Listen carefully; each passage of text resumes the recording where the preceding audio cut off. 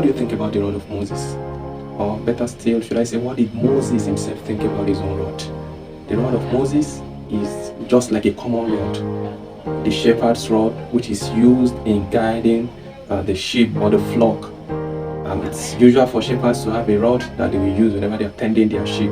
Moses sees it as a rod, but God is seeing it as an instrument through which he can prove to Moses that he has called him. Moses was seeing it as a rod without knowing that God has converted the ownership of that rod. When God was sending Moses out in Exodus chapter 4 verse 20, the Bible made us to understand that he took the rod of God in his hand. Despite the fact that Moses was aware that the rod is now God's, when he got to the edge of the Red Sea, he did not know that that rod is powerful enough to part the sea. Amen.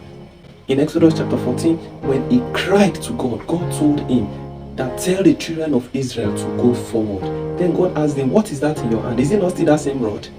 That is the rod that I want to use to prove myself to you today. And God told him, lift up your rod, stretch it over the sea and divide it. And Moses did this, and the sea parted. There is something that God has placed in your hand. It's a very little thing. It's something that can even be ignored. But I want you to know today that that same thing, when you allow God to make use of it in your hand, it can become powerful. It may be little, fine, even to you. By general standard, it's a little thing, but it can become a powerful thing in the hands of God. Is there any rod in your hand that God had given to you? Don't ignore it.